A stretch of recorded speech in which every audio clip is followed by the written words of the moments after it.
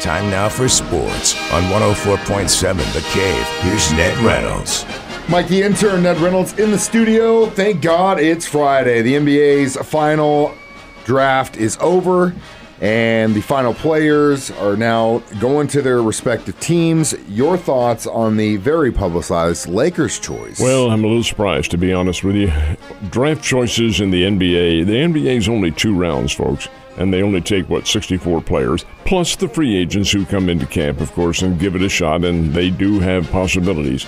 But to spend a draft choice on a kid like Bronny James, LeBron James' son, to me doesn't make a whole lot of sense. Now, the general manager of the team certainly made a strong case for what they did, but Bronny averaged under 5 points a game for Southern Cal. Under 5 points a game. Now, he's a strong jumper and a pretty good defender and all this, but we're talking the NBA here. These are the best players in the country. And just because his father happens to be a future Hall of Famer, and they'll make history, they being the Lakers, if father and son suit up and play in the NBA. And that's fine. But do you spend a valuable draft choice on that? Well, evidently you do, because he was a second round draft choice, he being Bronny James, played here in the Tournament of Champions for Sierra Canyon High School out of California. Was not very impressive here as a player, has grown and changed a little bit, but gosh, when you average under 5 points a game for a Southern Cal basketball team that's playing big time, you have to wonder, but they know what they're doing. So much for that. Nepotism, it's a very real thing, my friend, and you've seen, and I'm sure everyone has seen, bad choices because of it. So we'll see what happens. The golf tournament happening this weekend, as you mentioned earlier in the week, isn't one of those huge $20 million purses. Nonetheless, it's still action, and who's leading it? Well, you also have points being given for the FedEx Cup, and that's very important because that's what many of the players are trying to gain so they can get in the very lucrative championship round. The leader is the guy most golfers or most viewers are not familiar with. His name is Akshay Bhatia. He is an American. He's from Northridge, California. He has an East Indian name, but he's been out on the tour and has played well. He shot an 8 under par 62 at the Detroit Golf Club to have the first round lead. Now, it's not a very big lead, and the field of candidates, because this is only a $9 million purse for the entire tournament. That means the winner walks away with about $1.5 million, which I think is a pretty good amount of money. But over and above all that, the field is watered down to some extent, and the fact that the British Open is coming up here in a couple of weeks, not to mention Olympic golf, well, that makes a big change. That's not the only tournament going on. The other one is the Missouri State Amateur Tournament. That's being played up in St. Joseph, Missouri, and today they get into the round of 32, and by Sunday, late Sunday afternoon, we'll have the amateur champion of this state. So golf very much in the forefront. Last but not least, it's called the Hart Trophy because of the doctor who donated it to the NHL, who won the league's most valuable player this year. And that's what it is. It's the MVP of the National Hockey League, and it goes to Nathan MacKinnon of the Colorado Avalanche, and he was nothing short of outstanding. The team, now it's based, the Hart Trophy is based on regular season play, and MacKinnon was nothing short of outstanding, an excellent defenseman who did have a fair number of offensive possibilities and probabilities for the Avalanche, but he's the winner. That's a big prize for him, big prize for the Avalanche, and that's a team that'll be reckoned with next year, well, when the hockey season opens up again, and it's probably tomorrow, isn't it, the way they play?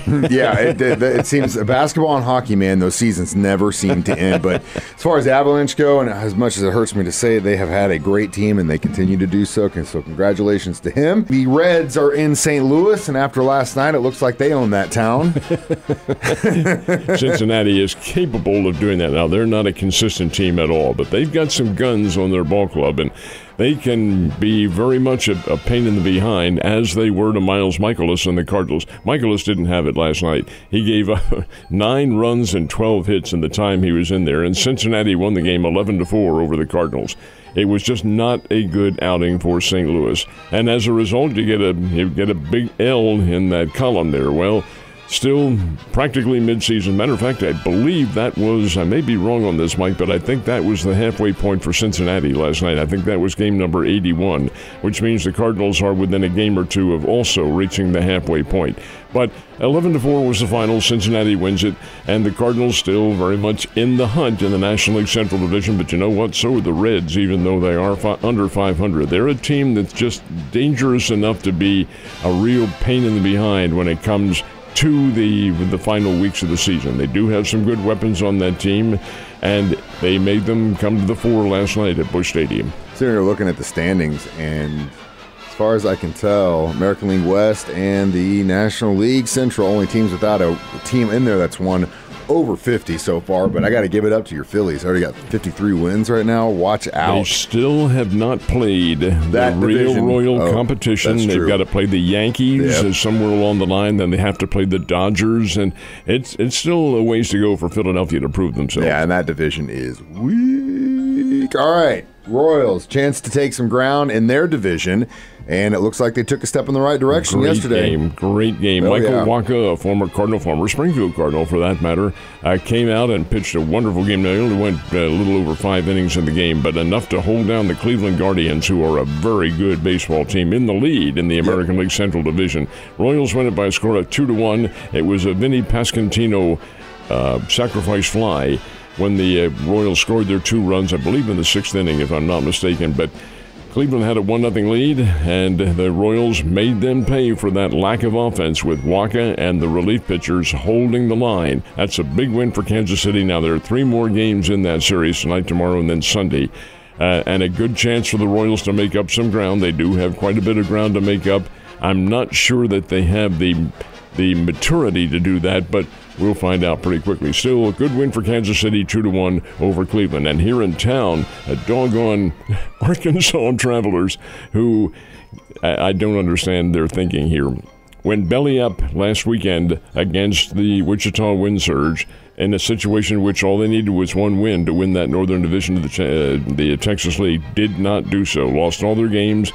Come into Springfield to begin the second half and wax the Springfield Cardinals last night. 7-2 was the final score in this one. Arkansas getting the win. So Arkansas has won 2 of the games so far in this series. They play again tonight. Very interesting night coming up because it's a bobblehead night for Keith Gutton, the retired baseball coach at Missouri State. Giving out his bobblehead. Should be a very nice celebration. Then tomorrow night is Ozzie Smith's bobblehead night as well in Hammons Field. And Sunday night's game wraps it all up, and that begins at 6 o'clock on Sunday night, the Springbirds and the Arkansas Travelers. But some pretty good baseball on the agenda. Yeah, and if you don't want to be outside in the heat and you want to stay inside and watch some racing, those drivers are in Music City this weekend. They are indeed. The Nashville Superspeedway. That's a relatively new track in NASCAR. This will be the 2nd or 3rd year that they've been on that for the event. But it's a very nice track, very nice venue for it. They run 400 miles down there, and the NASCAR guys, will be driving on Sunday